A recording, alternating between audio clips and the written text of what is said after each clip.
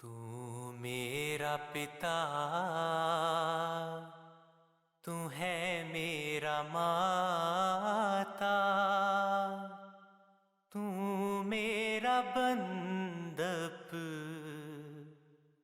तू मेरा भ्राता, तू मेरा राखा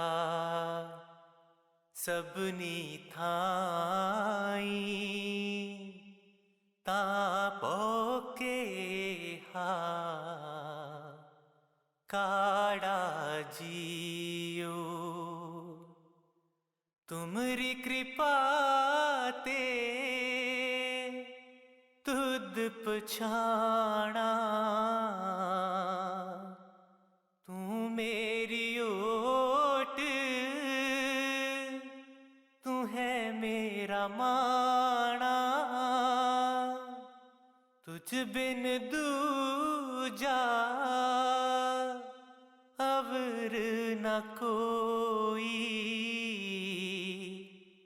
सब तेरा खेल अखाड़ा जियो.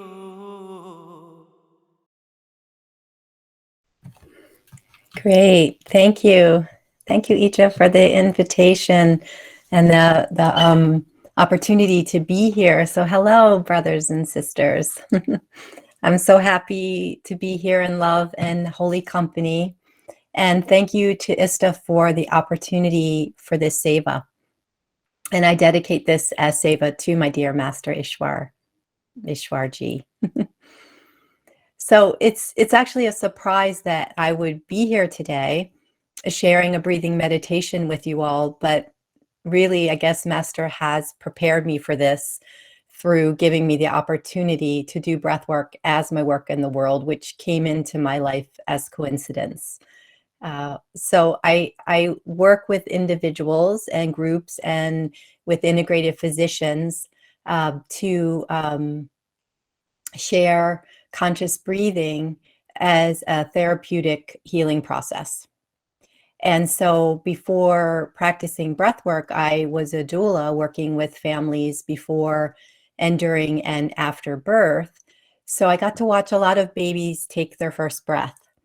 And I've come to see the connection between breath and life as a gift from God, and every breath as a precious gift to seek the truth of love and remember who we truly are, because that's why we're here. So this is what I call the love breath, being in awareness of God and the Lord when we're taking a breath, which we're breathing every moment. So we have that opportunity, right, to use every breath as a gift. So let's explore how conscious breathing can help prepare us for meditation, and just a very simple intro to breathing 101. And it'll help us all. It may be a review for some, but it will help us all to bring this information, back into our awareness. So every breath sends messages, and it affects us on physical, mental, and emotional levels. So it's like our breathing is affecting all those levels all at once. But have you ever noticed that breathing is an autonomic function, of our physical bodies? So we can do it without thinking about it. And so why wouldn't we, right? Especially living in such a fast-paced world where we're moving very quickly. But when we bring our breath into awareness, what we're doing is we're exercising our conscious control over this autonomic function and bringing it out of its autonomic state. And that simple act of conscious breathing, it harmonizes our minds, quiets our minds, our bodies, our senses, and our emotions. It also builds and restores prana, which is life force energy. So what we're doing through conscious breathing is we're turning down the dial. And out of all the autonomic functions that I'm aware of, breathing is the only one that we can easily change voluntarily. We can come in and change the rate, the depth, and the frequency of it, and alter the messages that are being sent. And this is a gift from God, that we have the ability to do this. We can actually reprogram our nervous system through breathing, you know. And so I often, with the physicians I work with, we prescribe breathing as medication for certain conditions. And that's, you know, that's in Ayurvedic medicine. They've also do that and have done that, you know, for so long. So our breathing determines our heart rate, the pH of our blood, where we are in our brain and our nervous system, you know, whether we'll be stressed or anxious or have muscle tension. And the respiratory system has top brain priority, right? Because without breath, we don't have life. So it's regulating and telling all of our systems, you know, it's informing them on how to respond. So when we're breathing consciously, slowly, and rhythmically, especially in and out of our nose, we send happy messages to our nervous system. And it makes it all the way through our body, bringing relaxation, inner balance, and regulation, and calm. So it's building a sense of peace within. And it's also building inner awareness and the ability to focus our attention, which we all know is part of the aspect of meditation, right? So we really are preparing for meditation 24/7, as all of our masters are showing us and teaching us, right? So each breath is an opportunity to breathe love consciously, to wake up God and to wake up love in us, you know, every moment. So we can choose to prepare our minds and our senses and our physical bodies by feeding our souls throughout the day, breathing love breaths. And sometimes, you know, I'll ask myself, like, who is breathing? Right? Who's actually breathing? And now I know that it's Master. So we really are blessed to have the opportunity to bring our breath into our conscious awareness. And so let's just continue to explore how that can help us prepare for meditation. And then we're just going to go right into a breathing meditation from there. Okay. So just to recap, we have the physical act of breathing, right, which is our deep connection with life. It has top brain priority, and the breath is God. God is breathing within us. Our masters are breathing within us. Divine love is breathing within us. And then we have the energetic aspect of breath, right, which is called prana. It's often called the breath of life, the cosmic energy that flows in the currents within and around our body. And prana is more of a subtle energy, right? The energy essence within everything in the universe that provides the basic stimulus that sets things into motion. Okay, so that's kind of the picture we're painting here. So let's just take our attention now and focus it from outside, you know, away from information, and bring it to inside as we begin to move into a breathing meditation. So just find a comfortable position wherever you're sitting, okay? And sit with your spine straight and your neck straight, just all in alignment. Place your feet flat on the ground and intentionally close your eyes and draw your attention inward, placing your awareness on your breath. Just find your breath wherever it might be.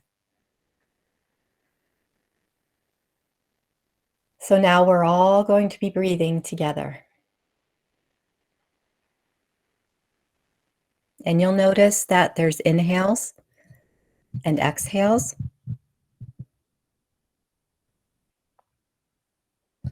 So just begin to take slow, deep breaths in and out of your nose.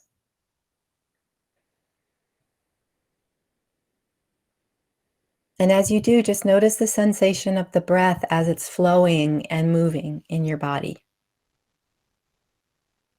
Just breathing in and breathing out. And you can breathe the love of your master. You can feel divine love breathing. Just bring that element in now. where you feel the love, you feel the presence, the divine presence of love and your master. Breathing in and out slowly and deeply. And there's no need to rush. Okay, just be here now in full awareness.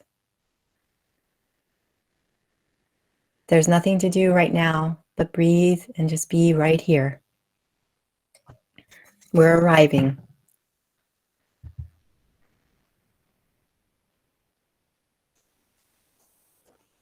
And as you stay with your breath, you might just become aware and notice that how the breath is happening right here. It's this breath. There's love in this breath. And the breath moves like a wave.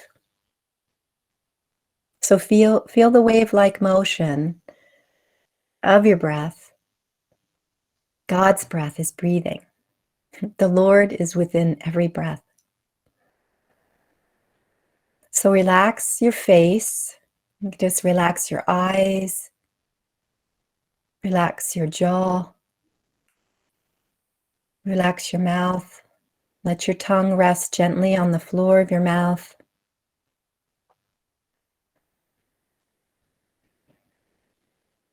Just receive divine love in the breath.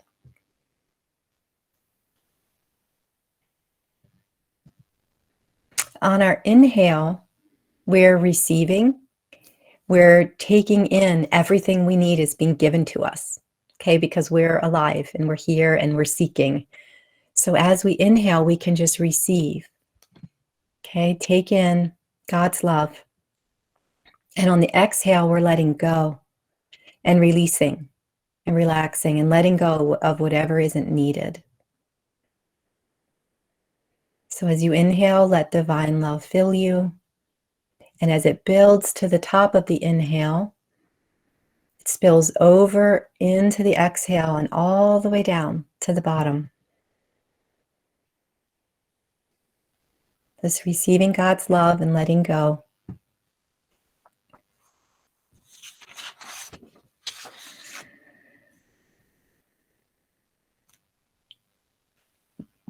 And just coming down from the face to the throat. Just breathe in and out of your throat, sending Master's love, bringing it down.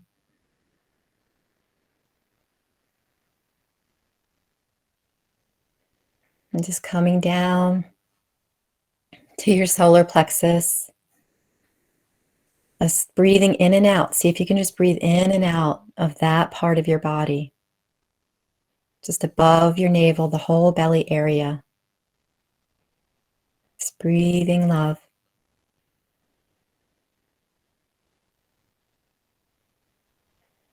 And just come down below the navel.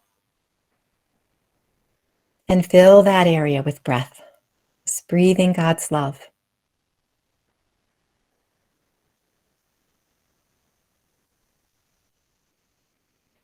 The Lord is within every breath. And just coming down to your bottom, okay, the place where you're making contact with where you're sitting. Just bathe that whole area with breath. Just breathe right in and out.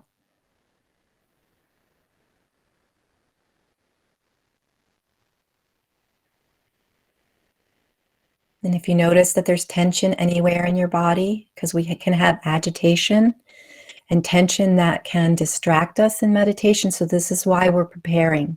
Okay, we're preparing the body to relax and creating a peaceful environment for us. So if there's any tension in your body, you can breathe into those places. And then we're going to just bring the energy up, come back up, just like a central channel, come back up, all the way up to the forehead, behind the eyes, into the wisdom eye center. Thank you so much for breathing with me, and I'll hand it over to you, Sister Nay.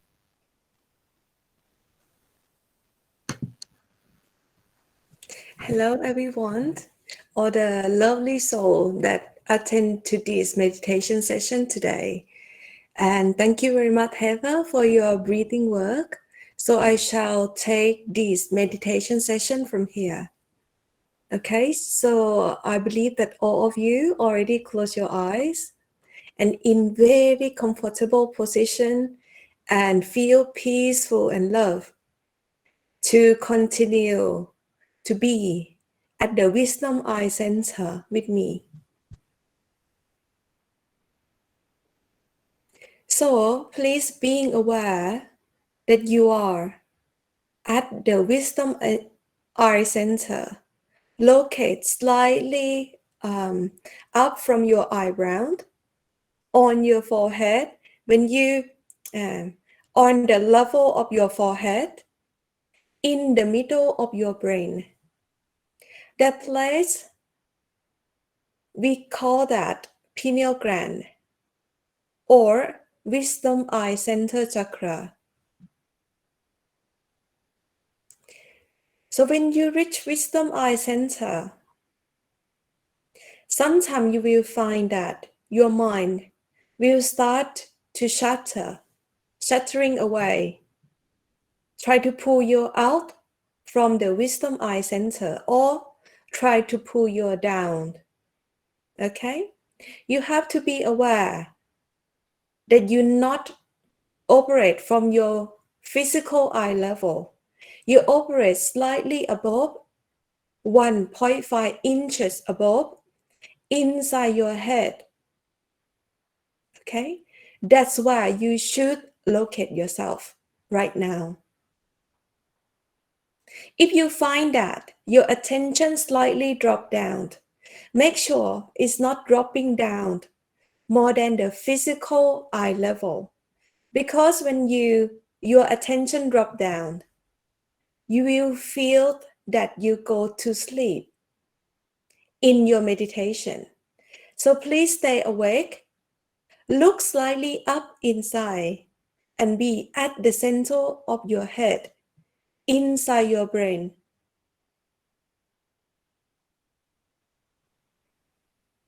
If you have been accepted from Perfect Living Master, then you can start to recite the 5 holy names that given to you at the time of initiation. Be at the center. Don't look up or down, right or left. Be mindful at the center always. For those who not yet being the disciple of Perfect Living Master, you can recite the mantra, one word, called Sat Nam. Sat Nam means true name, mean the first manifestation of the Lord. So this mantra Sat Nam will also bring you to the place of the ultimate love and truth. Same, okay? Or if you have difficulty to recite the word Sat Nam, you can recite the word I love you to God, to divine power, to whoever might be that you highly respect and love. Okay? So you can recite Sat Nam or I love you.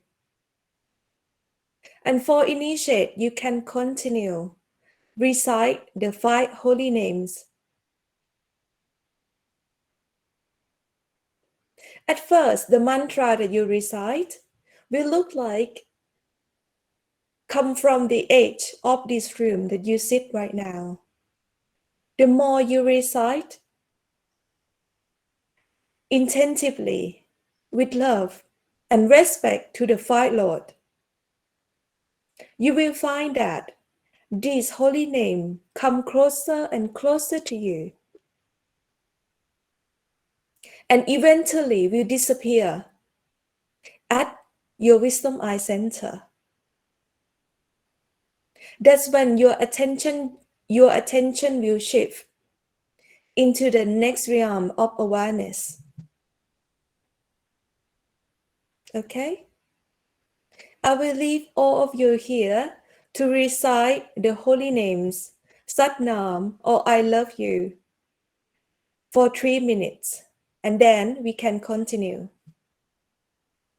Remember, recite with love, with respect.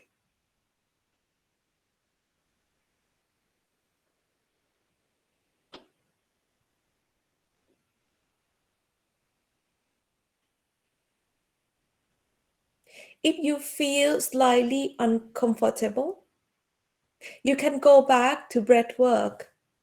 You can breathe in deeply and breathe out to adjust the energy and love that pour down to your physical body, to different body of awareness.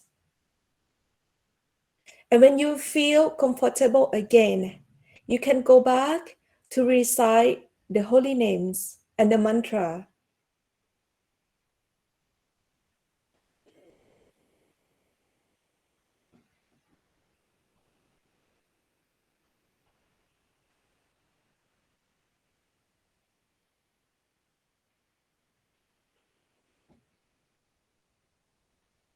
Be relaxed. Don't get too serious. Nothing is serious. Be relaxed, peaceful, and love. Put the inner smile on your face. Enjoy whatever you are doing right now. Meditate with love.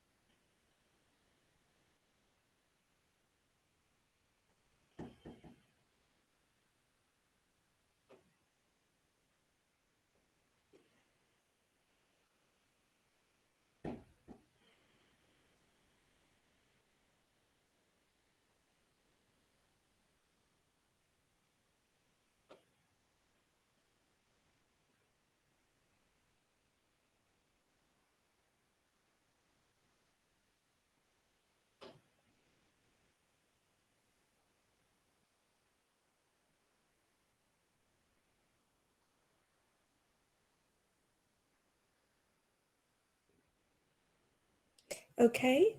So some of you right now might start to feel the sensation in your wisdom eye center. And the mantra that you recite start to fade away. You might start to see the face of your beloved, your master, your God, or your a person that you respect the most show up in your meditation.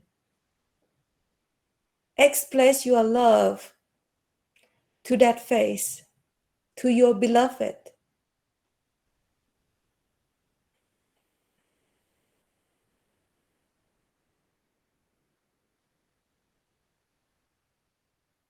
When the connection happening, you will start to feel love. You will start to feel pulling power inside. You can feel the pull between your wisdom eye chakra and your crown chakra. That's all right. Remember, stay at the center, always.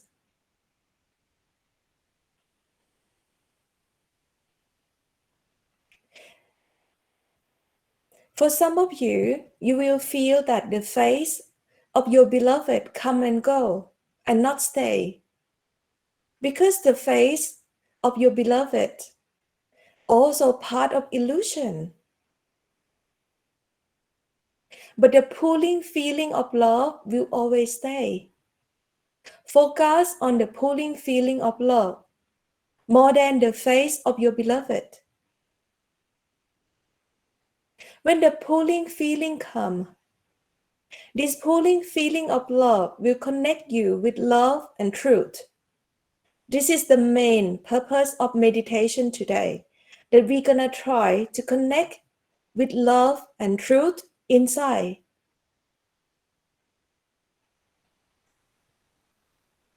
Some of you will start to see some small dot of light, some light. You can see white light, you can see golden light, you can see orange light. Every kind of light, that's fine. Enjoy when it comes. And within this light, you will also start to hear some sound, some ringing sound. When you still enough, when your mind start to calm down with all the preparation that we have made today or during your daily life, when you come to the stillness inside, you will start to feel the pulling of love. You will start to see inner light, and you will start to hear the inner sound. So this inner sound is the key point today that I want all of you to try to experience. They are subtle sound that ringing around you.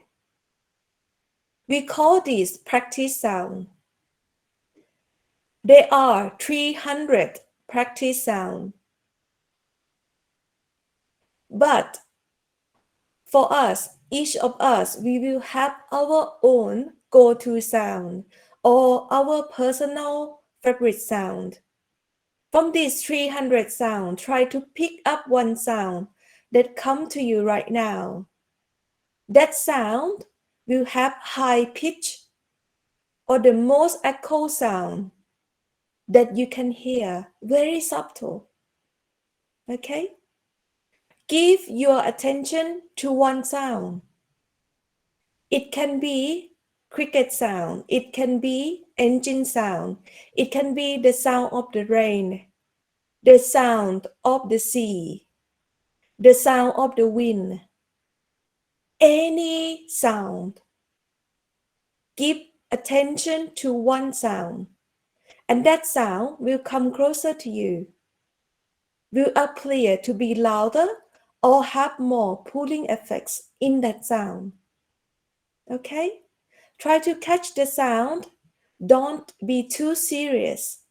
Okay? In whatever you do, enjoy and feel love in whatever you do.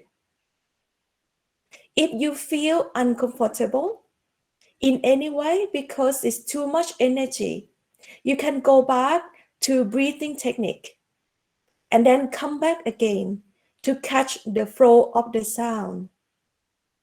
I will leave all of you here for 5 minutes to try to catch the sound.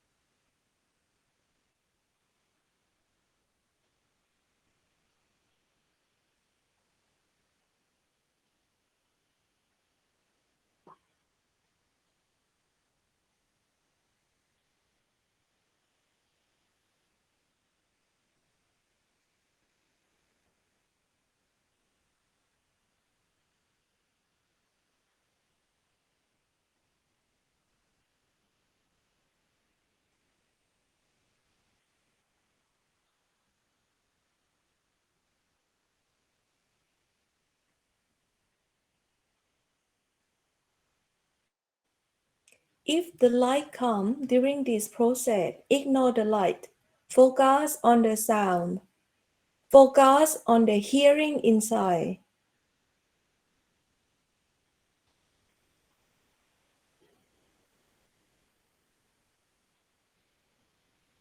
If your mind starts to shutting, try to distract you. If you have a lot of thought, start to coming back. You can go back to recite the mantra.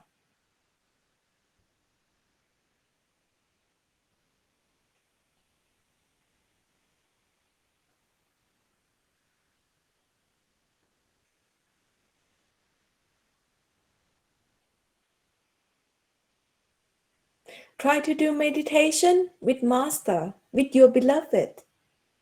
Okay, this is not your own effort.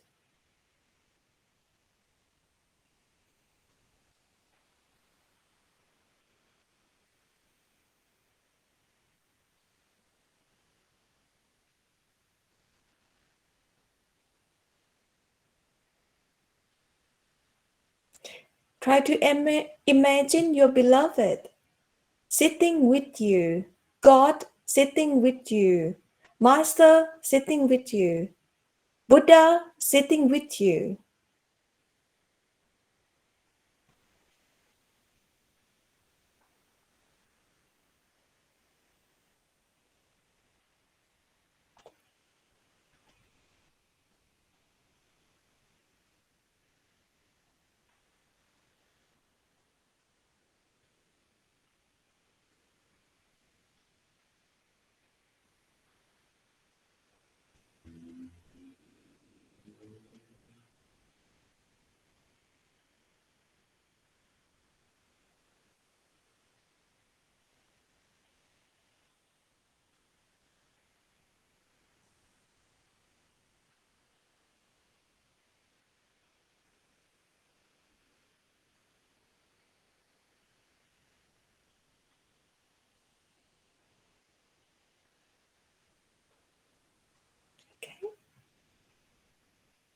I believe all of you right now will experience some sensation at your wisdom eye center. This is how we connect with the sound current. This is how we connect with our soul. Our soul is this Shabd, is this sound current, this love and truth.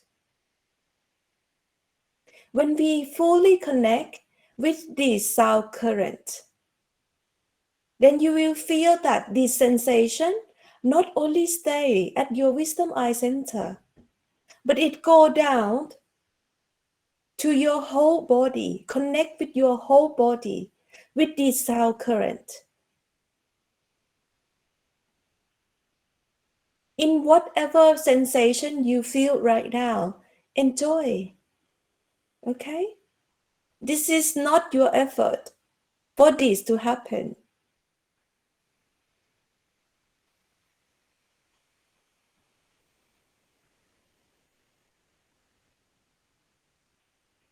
Your duty is just to calm your mind down. Be still, be in that perfect stillness. Empty your cup. Be just like an empty cup that you can receive holy water. You can receive divine grace.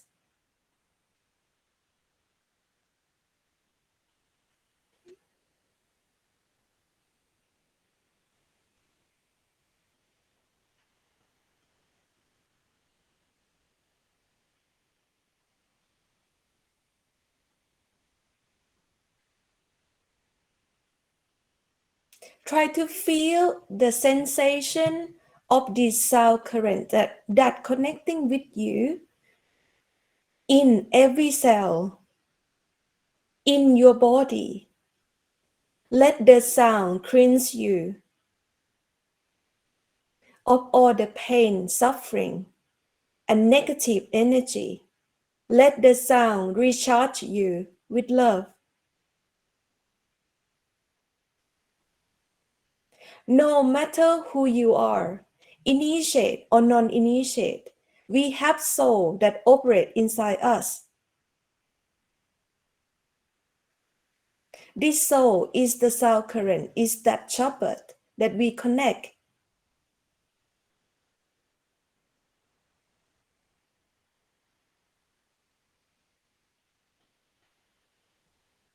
Try to feel love from the Creator. Some of you will feel right now it's as if Master is hugging you with love. Master is with you. You can feel him or her right now being with you.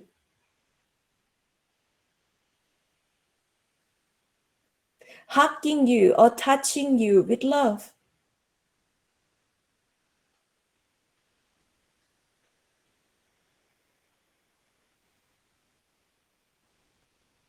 Forward all of your suffering to Master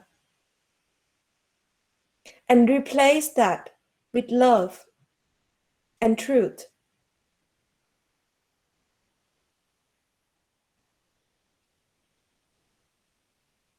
Nothing is real in this creation except Master. Accept your true self as the soul.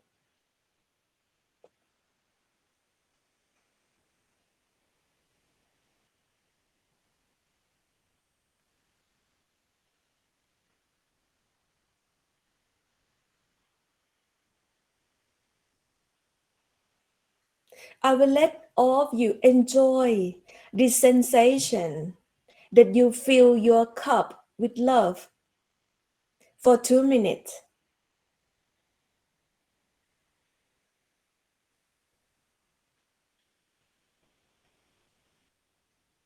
If the energy is very strong, you can start to go back, you can shift back to the breath work. You can breathe in and out for 2-3 times and come back again with that feeling of love, as if your beloved is hugging you with love.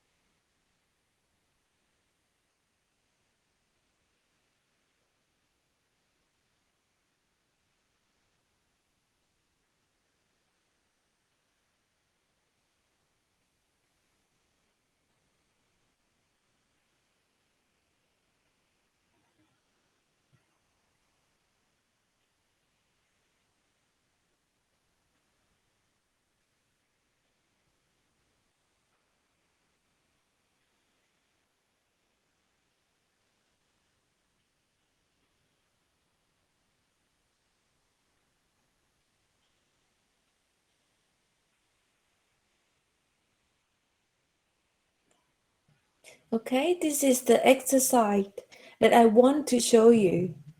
Whoever you are, you have the tools inside you to connect with this truth and love. You can continue to practice this by being aware of love that surrounds you day and night to this sound current. Connect with this sound current before you sleep, after you wake up, and then you will live your life in this love, in this Shabd, in this sound current. And this sound current will cleanse you. Will you will cleanse you from all negativeness that you carry, from all bad habits. And then you will start to walk on the footsteps of the saints.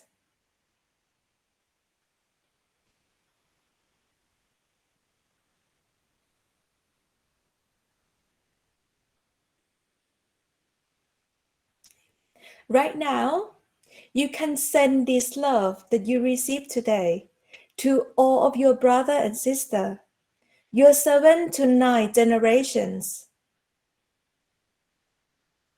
your family, your friend, your pets, your plant, or the animal, or the human beings, or the plant that share this planet with us. To our brother and sister in the whole universe, send them the same love, because you're not the owner of this love. But by your goodwill, you can share this blessing of love to all of your brother and sister, whoever you connect with.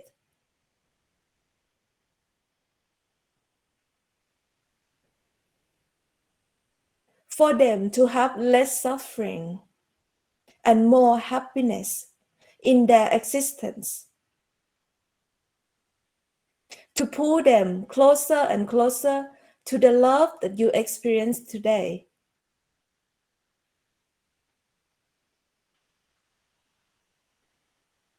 We are multidimensional beings as human. And once we connect with this love, we can share to others.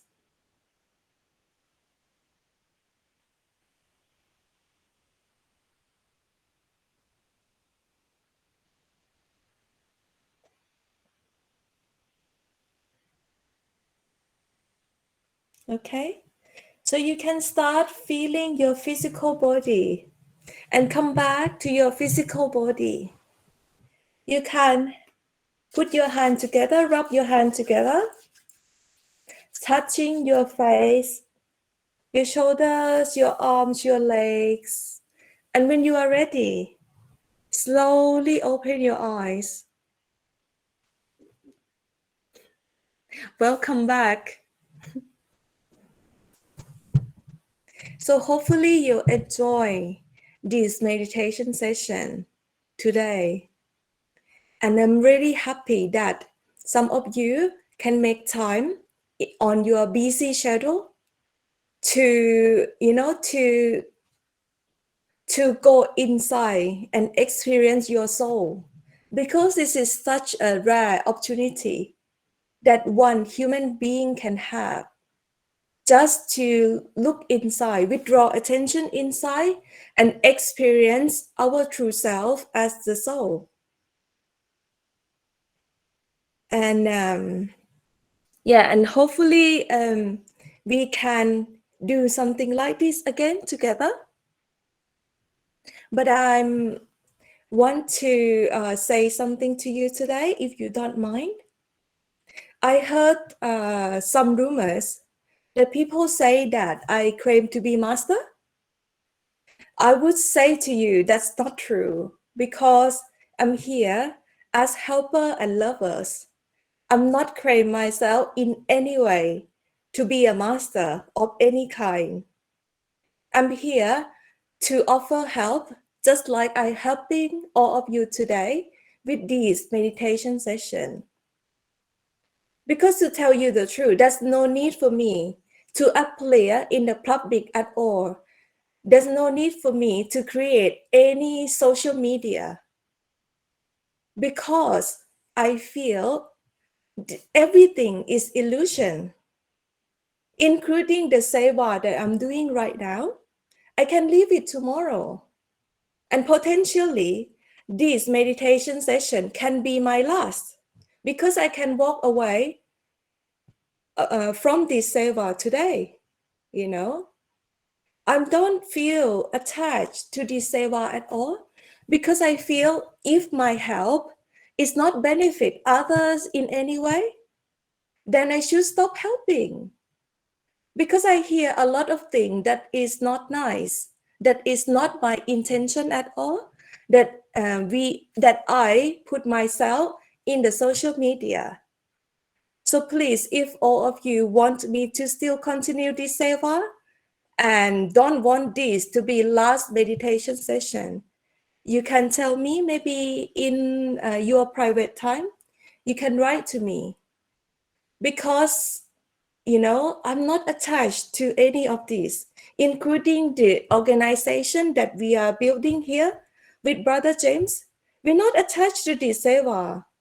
We can disappear from your guys tomorrow if you want. And if we see that the help and the love that we helping other and the love that we giving not reach out to anyone, and nobody actually benefit from this, so we walk away. I just go back to Thailand, and then just help a small group there, and not appear in this meditation session or do any satsang at all. This is not my purpose, to be famous, to be master, to be anything. I'm here as helper, as another lover of your master, another sister on this path. So I would like to make this clear today, and hopefully, your guys still want me to help and carry on this help in the future. So I will hand this session to our brother here, because he's gonna share some techniques of preparation of successful meditation. I hope you enjoyed the session with Sister May here. I understand it's for beginners, so I hope that everybody understood all the elements that she was trying to introduce. I've been asked to give some advice as an advanced spiritual practitioner to help those who are sincere in making spiritual progress. There are some requirements for successful meditation that's often not explained to the devotee, whether they're an initiate of a perfect living master or whether they are a follower of some other religious or other system. So I'd like to give these tips to help you in your progress and in your practice. And these are things that really work. These are the tricks, you could say, of those who have become enlightened. Those who become enlightened know firsthand the benefit of true spiritual practice as a way of life. And it is for those individuals who wish to become true practitioners of the art of holy meditation and peaceful living and soul consciousness within that I'm going to explain these tips. The most important thing is that meditation, or connecting with your higher self, your true self, your Lord or your master, must be the singular objective of your physical life. In other words, this is a path of love and devotion. In order to experience love and devotion, one must be connected with the beloved. If one doesn't establish a connection with their beloved, how do they hope that their beloved can help them? So our role, our only little role here, is not so much to go sightseeing within and hear wondrous sounds and so on. None of that is in our hands.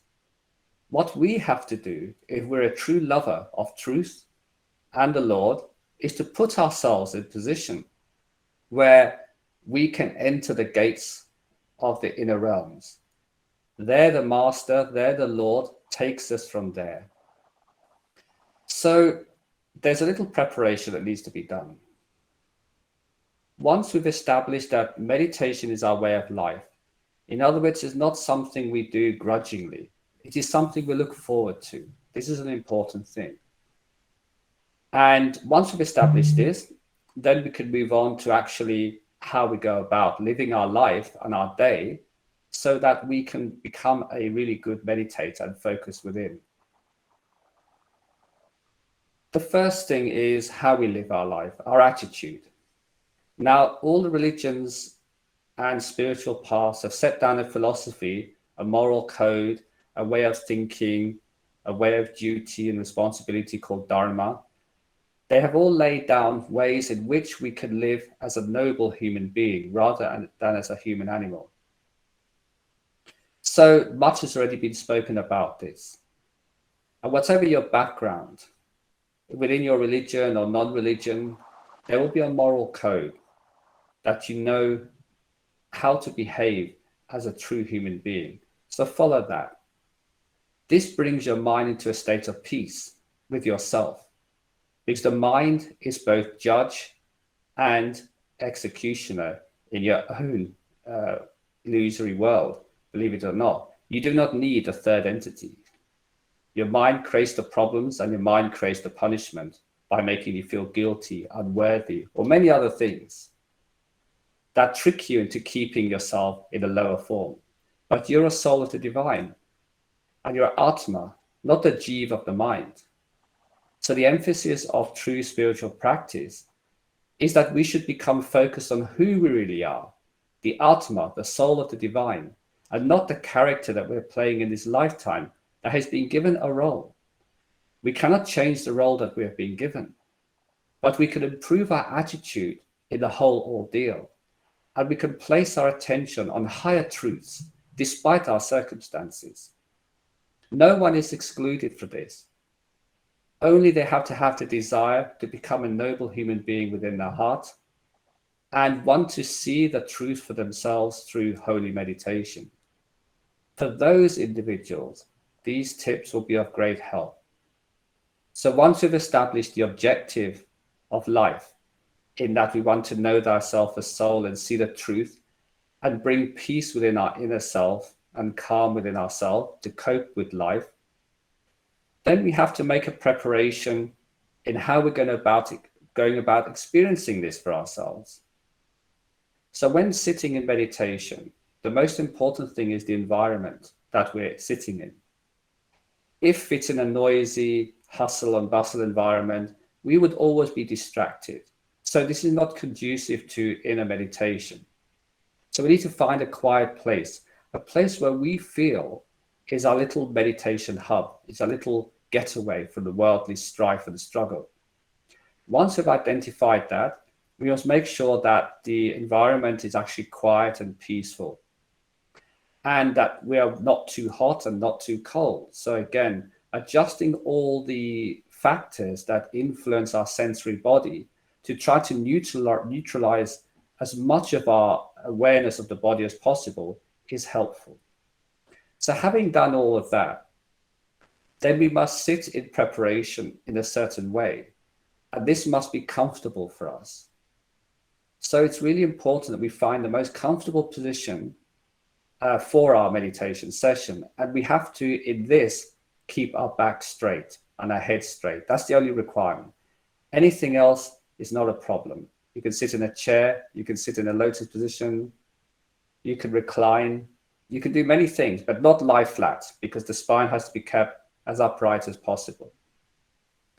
Now, in order for the mind to become quiet and stilled, we have to follow a way of life that helps this.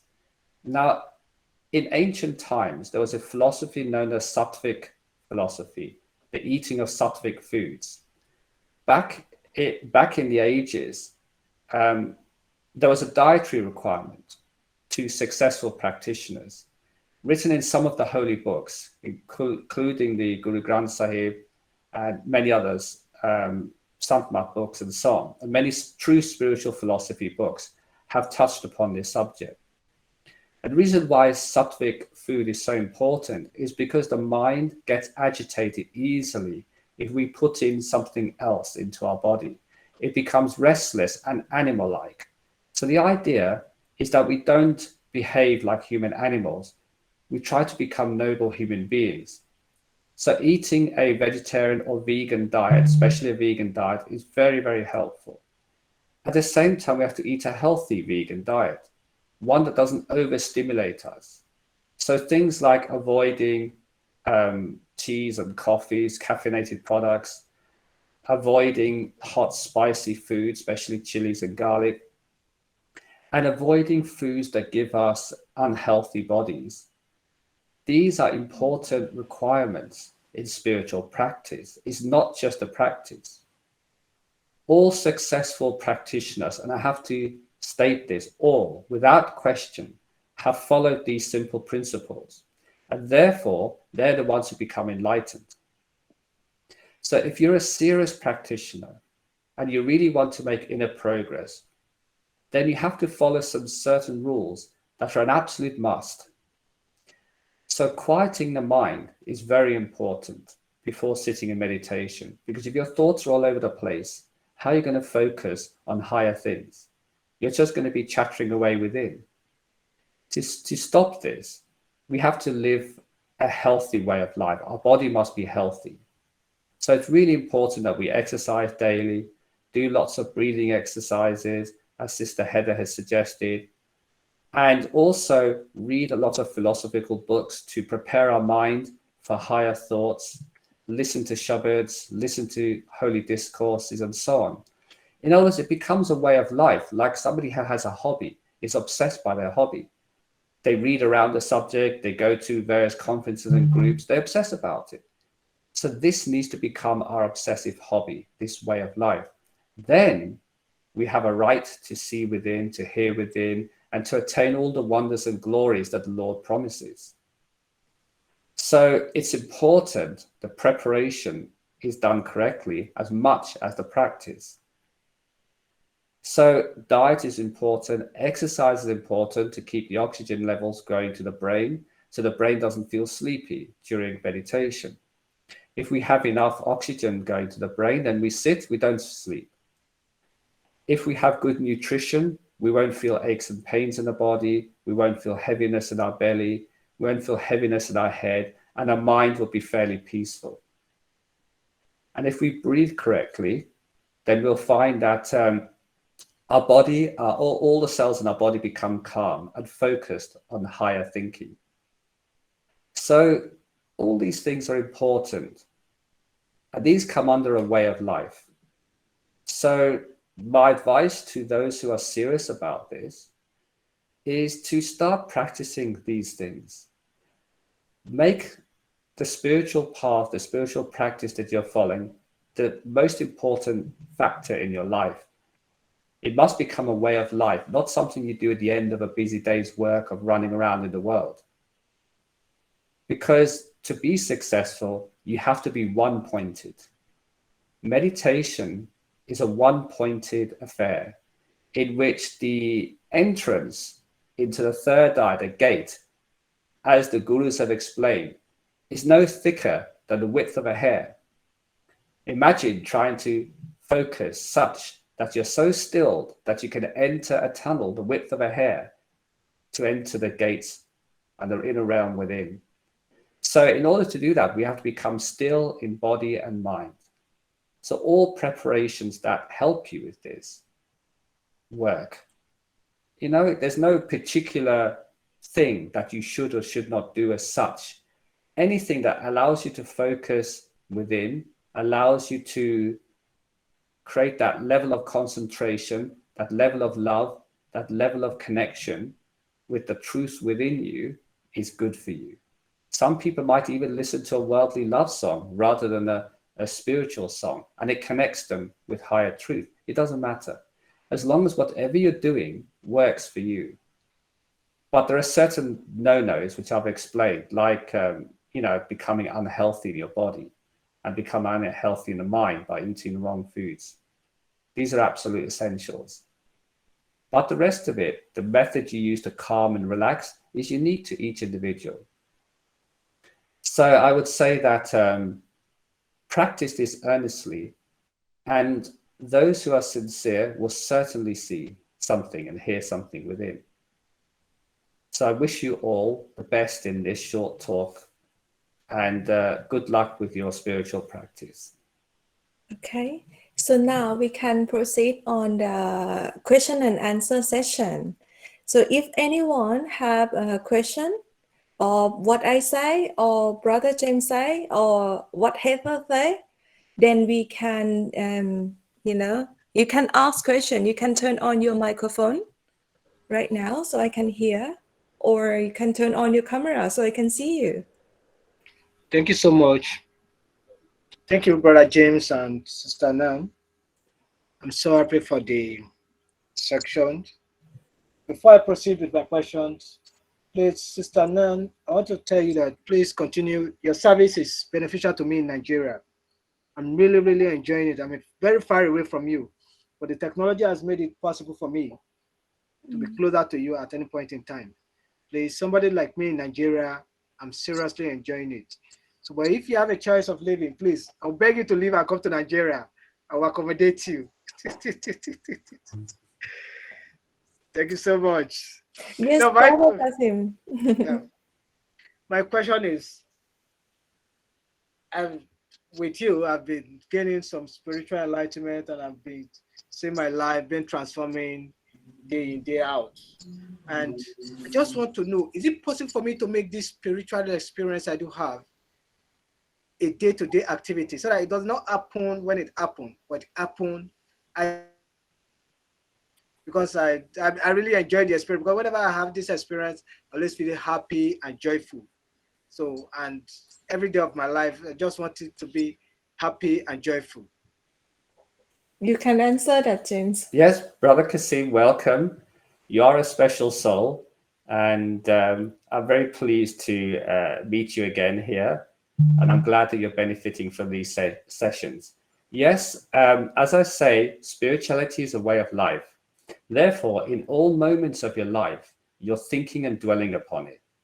Because this is the path of love and devotion, love for the truth, and devotion to the truth or the object of that truth, if you have a spiritual master, then one would naturally contemplate day and night in this and do everything they can to support this. So because it's the path of love, then love means kindness, gratitude, and compassion. So if we can live our life in such a way where we are compassionate for all those suffering in this creation, try to help as much as possible, be kind, try not to harm anybody's feelings knowingly, always try to give the best of what you have for others, and be grateful for what you have, however small it may be. The Lord has given you a gift, an ability to actually connect with him, even if you're in such a restriction. You know, the Lord doesn't exclude anyone. Wherever there's a truth seeker, wherever truth is begging within that one, the Lord will somehow find a way to reach them. Remember, the physical characters we're playing in this life are not really us. They're just there for the play. We're like an actor on the stage. Now, the actor, when he's playing his part, never forgets who he really is, that he has a family back home, a house, and so on. He knows that even while he's playing his part so well, he will step off the stage and go straight back. So this is the way we should be. We should realize that we're playing a particular part that's been given to us. And even if we don't understand why this particular part has been given to us right now, it will become evident as we make spiritual progress why we have to play this particular role in this particular way. Nevertheless, we should focus on who we really are. And during the day, if you're constantly dwelling upon this, and you're constantly observing the three truths of compassion, kindness, and gratitude, then this will bring us nearer to the truth, because the truth itself is the embodiment of these three things. Masters represent these three things. Without their compassion, without the Lord's grace, no one will be saved. Past masters have come and gone and sacrificed their life. We know, for example, Jesus was nailed on the cross for it. You know, Guru Nanak was stoned. Guru Arjan Dev was burned on hot plates. And many others suffered harassment. Why? They didn't have to, but because they have compassion for suffering humankind, for the yearning souls, that they put themselves through this. So if we, not to that extreme, but if we live a compassionate, kind, and gracious way of life with gratitude, then surely the Lord will bless us with his vision, with his holy presence, with his grace. So in all of our life, everything we do, we should make as an offering to the Lord, because we're grateful to even hear such things.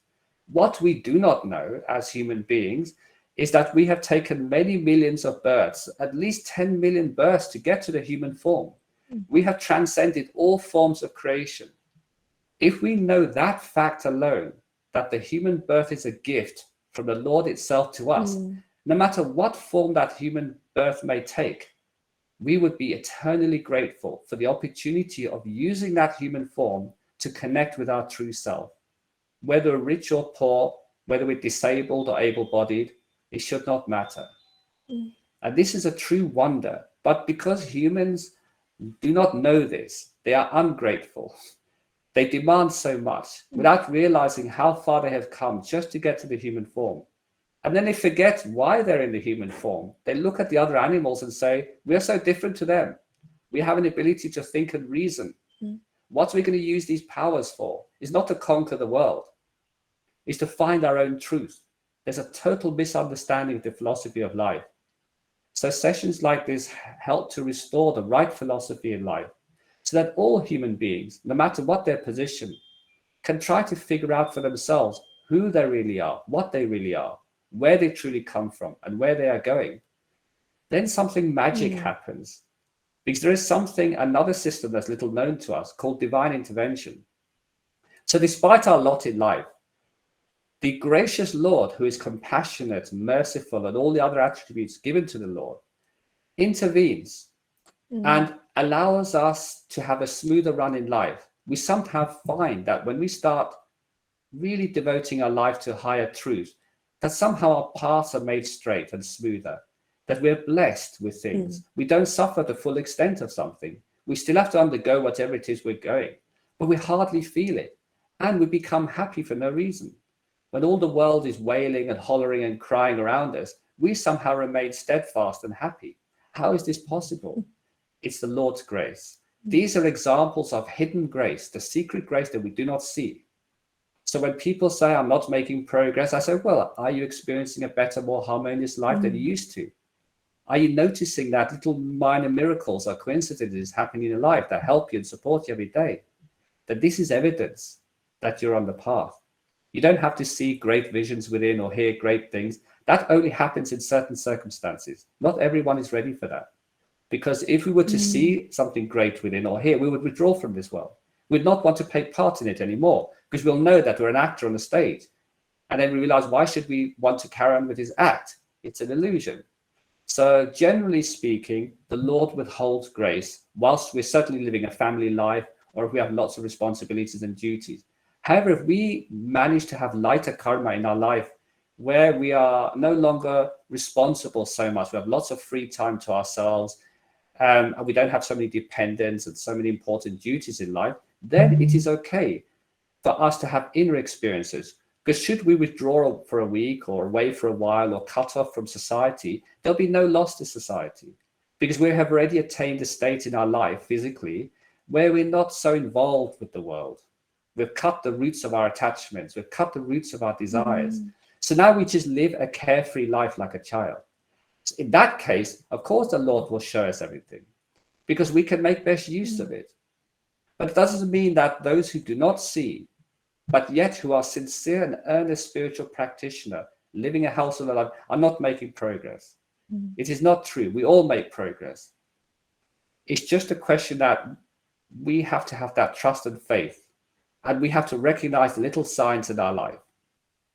So, for example, with Brother Kasim here, he comes from a restricted country in Nigeria. He can't even get a passport to get out of the country. Yet, out of the 7.5 billion people in this planet, he is listening to this now by his good fortune.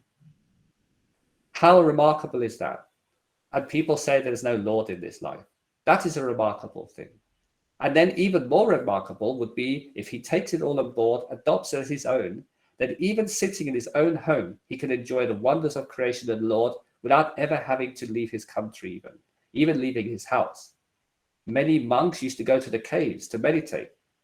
They never traveled anywhere, yet they had the riches of wondrous inner experiences and truth. So, it's a misunderstanding that we need to be traveling around following masters everywhere. No, with technology now, we can witness this greatness within our own homes. And we certainly don't need to travel widely to experience the Lord within. The temple is within us. As Jesus says, ye are the temple of the living God. And in the Sant they say, Harimanda e Sharir hai. The Lord, the temple of the Lord is within us. If this is the case, why do we need to go anywhere else? So this is the point of meditation. Meditation is accessing the temple within us so we can see the truth of ourselves and then the truth of where we come from, our Lord and Creator.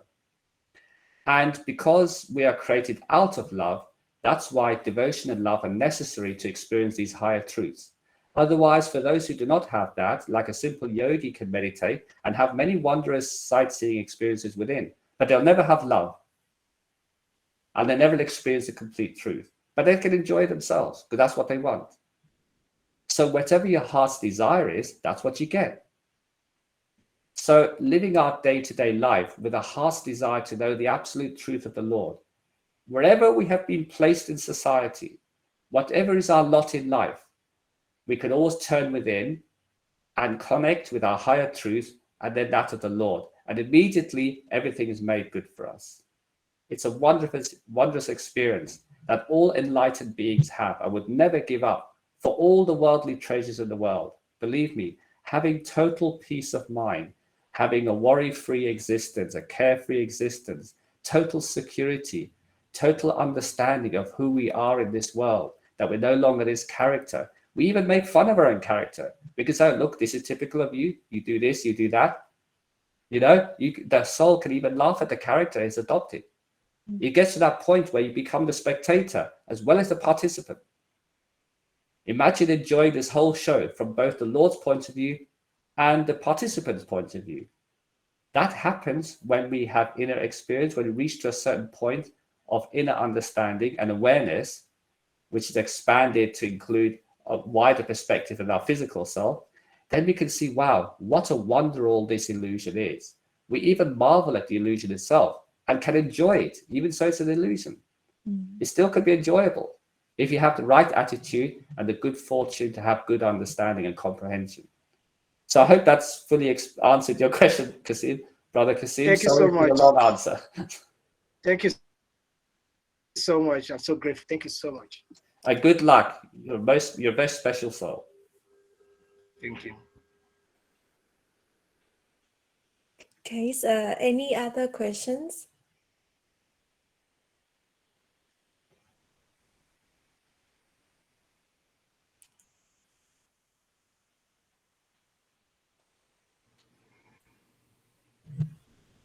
So anyone want to ask question, please turn on microphone.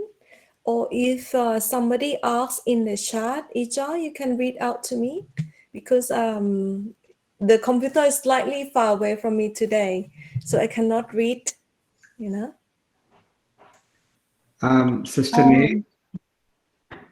Hi, Neil. So good to see you and Brother James. Thank you for giving us this gift Saturday morning here in Canada. So I just wanted to say it's not just Thailand and UK that needs you. We need you as well.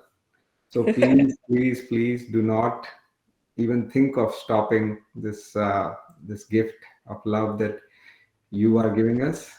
We very much need it.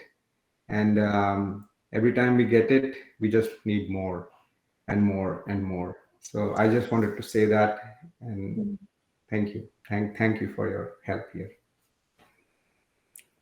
Yeah, thank you. Because whatever we are doing here, we only help, you know, to for all of you activate and go inside to see your own treasure.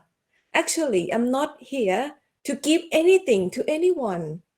That's why I said that we are helper, right? We're here to help. So because, you know, we live in this life full of distraction. We live in this illusion and believe that to be real. And we forget the treasure that our Father, our God, give us inside. And we live our life unhappy and don't feel love.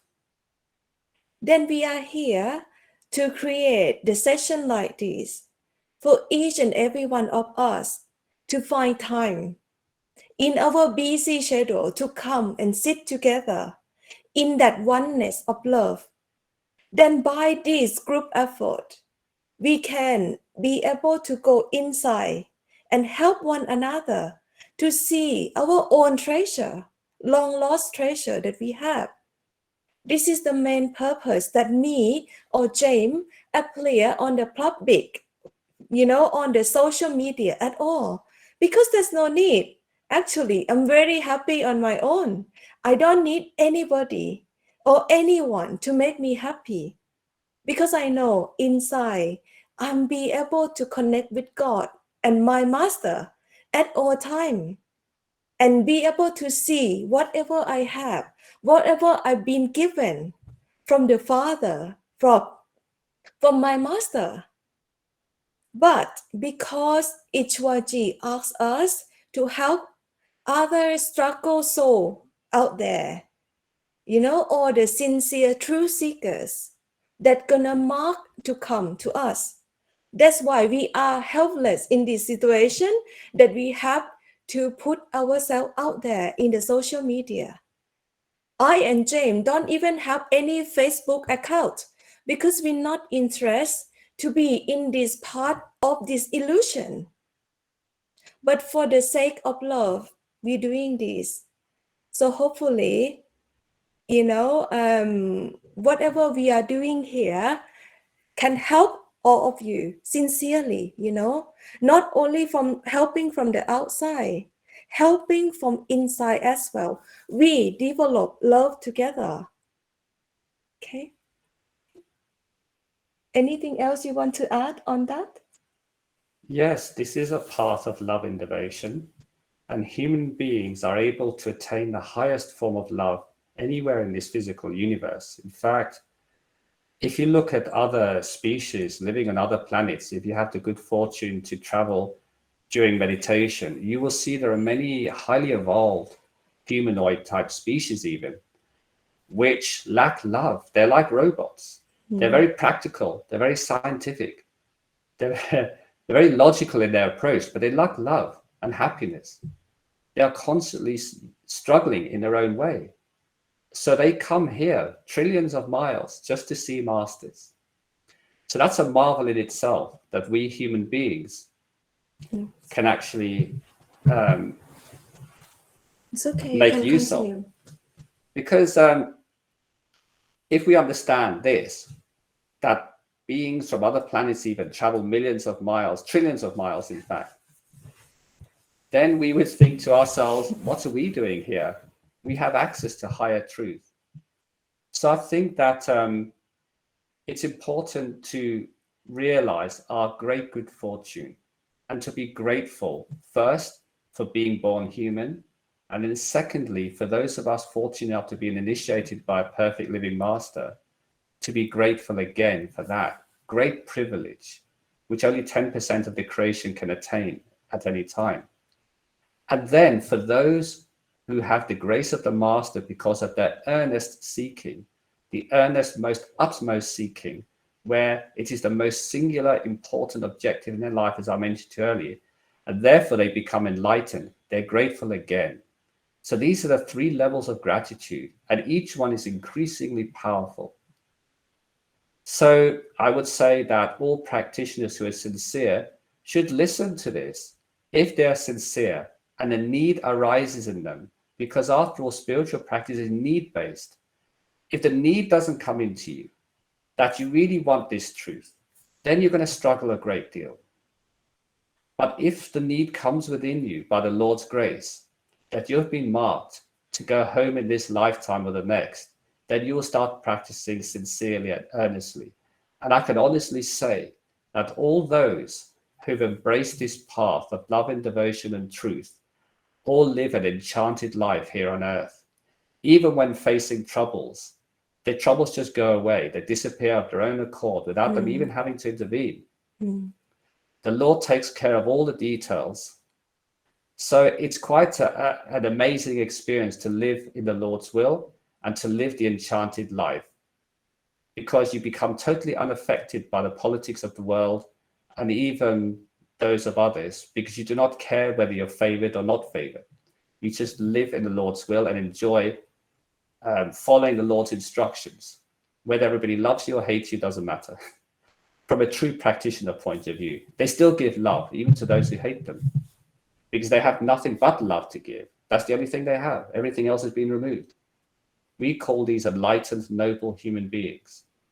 So this is something that every practitioner should strive for, to walk in the footsteps of the saints. The saints live that example. They're always happy. They're always cheerful, despite their circumstances. You don't know what goes on in the background. They're still cheerful and happy, and they still do their seva. They still give love to the community. We should be like that. But there is a reward. You become truly peaceful and content in your heart in ways that I could not even explain to you in words. It has to be experienced to be believed. Or seek the company of the noble ones and live among them, those who live this way of life, and you will see it firsthand for yourself. I hope that's helped to answer your question. Okay. Yeah, very much, Brother James. I also want to say to you that I think the seva you are doing.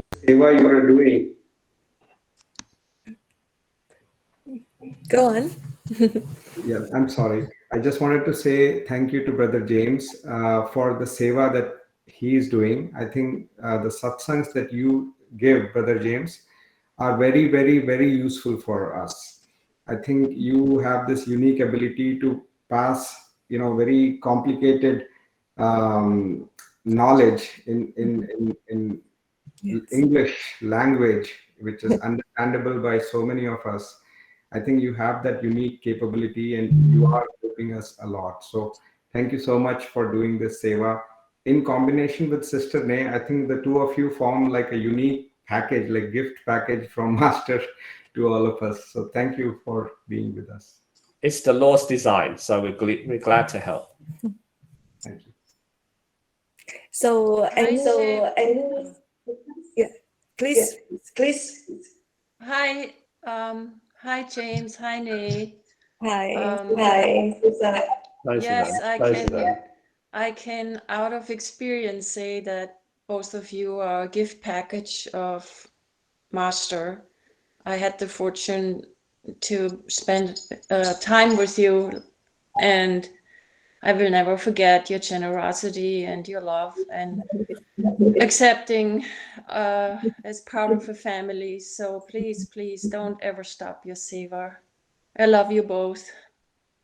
Thank We you, love you too. Susan. We love you too. Glad to hear you, Sister Suzanne. Okay, so I will take the last question. So please, if anybody have a question. Hi, beloved Nay. Hi, Hi, Brother James. Tanya.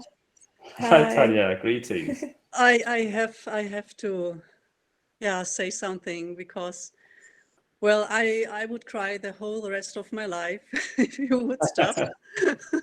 I don't know. I hope really from all of my existence that you will continue your beautiful, precious, selfless, lovingly seva. So yeah, please continue. Thank you, sister. Thank you for your support, sister. I love you too. Yes, we do.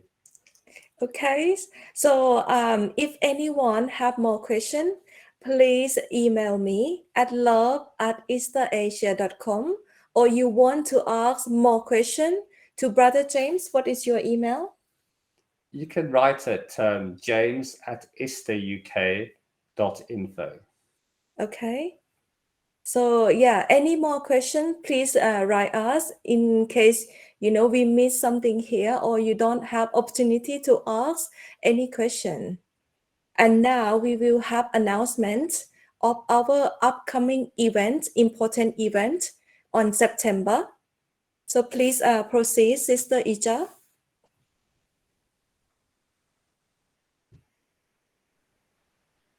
Okay, thank you, Sister Nay, for your love, and Brother James too, as well as Sister Heather for the sharing session.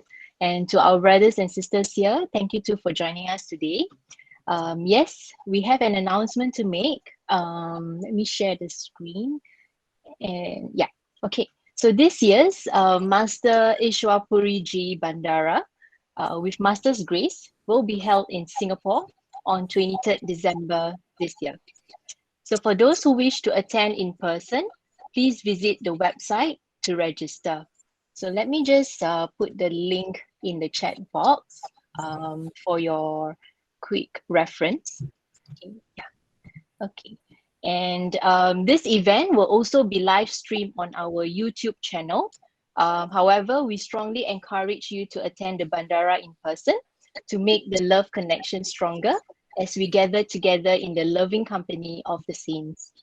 Okay, so and before we end, just like Sister Nay has mentioned, if you have any questions or any message for Sister Nay, feel free to write into her directly in via email, love@ISTAasia.com.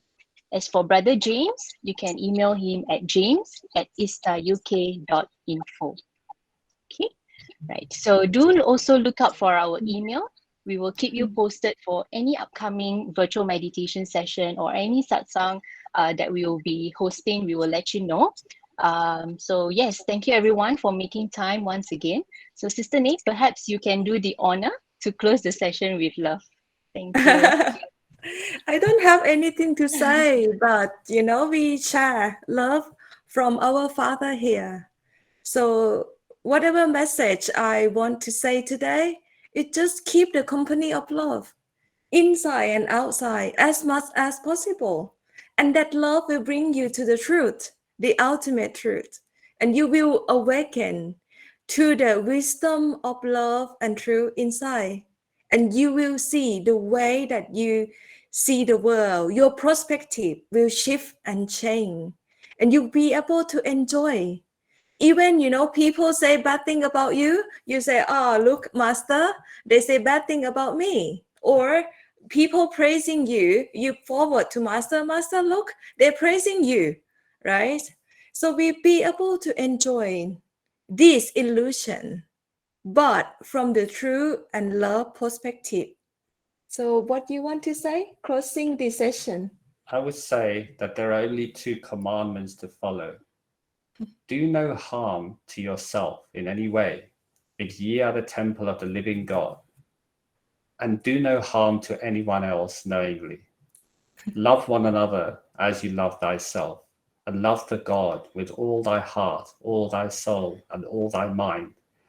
And all your sufferings will come to an end, and your paths in life will be made straight. You will witness miracles every day. And these miracles will sustain you throughout your entire human existence. May the God bless you all.